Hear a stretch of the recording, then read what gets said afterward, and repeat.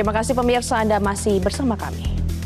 Pemirsa, Kejaksaan Agung menduga keputusan mantan Mendikbudristek Nadiem Makarim untuk pengadaan laptop Chromebook di tahun 2019-2022 menimbulkan celah korupsi.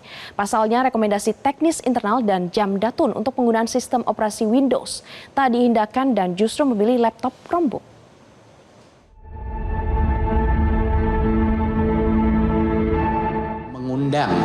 Jam datun mengundang kejaksaan untuk mengawal dan mendampingi proses ini agar proses ini terjadi secara aman dan semua peraturan telah terpenuhi. Di luar itu pun kami Kemendikbudristek melakukan konsultasi kepada KPPU untuk memastikan bahwa tidak ada unsur monopoli di dalam proses pengadaan ini. Pasti ada resikonya, dikawal dengan berbagai instansi. Jadi itu adalah hal yang ingin saya utarakan. Inilah salah satu alasan kenapa saya juga terkejut waktu mengetahui berita ini. Kejaksaan Agung membenarkan keterlibatan Jaksa Agung Muda Bidang Tata Usaha Negara dalam proyek pengadaan laptop di Kemendikbudristek tahun anggaran 2019 hingga 2022 lalu. Namun rekomendasi hukum agar proses pengadaan dijalankan sesuai mekanisme hukum justru tak sepenuhnya diikuti. Tim teknis internal Kemendikbudristek sebenarnya menyarankan penggunaan sistem operasi Windows untuk kebutuhan laptop pengajaran di sekolah. Namun, alih-alih mengikuti rekomendasi, pihak pelaksana justru memilih sistem Chromebook. Salah. Yang kedua adalah mematuhi peraturan perundang-undangan yang ada, kan berarti kan tidak memenuhi prinsip kehati-hatian dalam melaksanakan pekerjaan.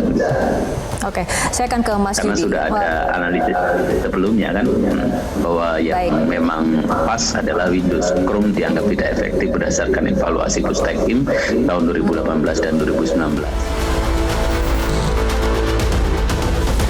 Senada dengan Komisi Kejaksaan, mantan penyidik KPK Yudi Purnomo menduga permufakatan jahat terjadi di hulu proses pengadaan proyek laptop tersebut. Apalagi hasil uji petik terhadap 1.000 laptop Chromebook yang dilakukan tahun sebelumnya dinyatakan tak efektif.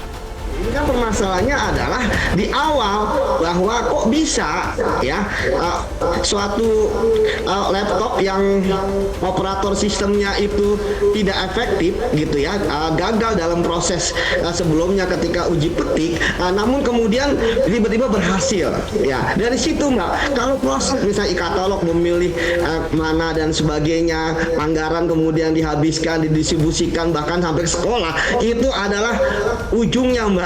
Ya kan, artinya itu adalah hilirnya. Permasalahan sekarang adalah di hulunya. Mengapa bisa 1.000 udah diuji, ya kan, kemudian saya nggak tahu udah berapa puluh ribu mungkin ya, 9 triliun itu kemudian kan berhasil. Nah ini yang menarik, siapa yang sebenarnya perusahaan-perusahaan mana yang mempunyai laptop ini? Apakah laptop ini diproduksi sebelum ada proses pengadaan, saat pengadaan, atau setelah ada proses pengadaan?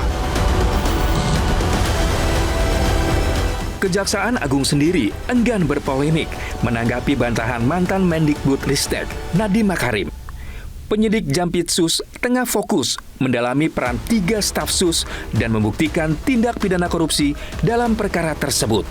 Penyidik hanya akan melakukan penilaian terhadap fakta-fakta hukum ya yang diperoleh dari keterangan-keterangan, dari alat-alat bukti ya. Jadi bukan karena katanya ya, itu tidak boleh ya. Kami profesional dalam menjalankan tugas ini ya. Dan apapun pendapat yang ada di publik, saya sudah sampaikan, kami menghargai itu. Tetapi pada akhirnya nanti bahwa semua pandangan itu, pendapat itu, semua kepada keterangan-keterangan itu, ya nanti didasarkan pada keterangan-keterangan dalam berita acara pemeriksaan.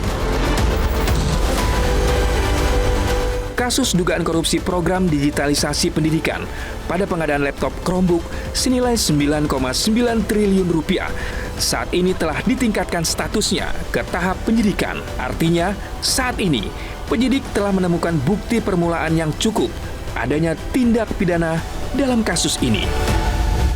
Pemirsa, usai sudah Metro This Week untuk malam hari ini. Mewakili rekan-rekan yang bertugas, saya Glorinata pamit undur diri. Terima kasih atas atensi Anda. Selamat malam dan sampai jumpa. Jelajahi cara baru mendapatkan informasi. Download Metro TV Extend sekarang.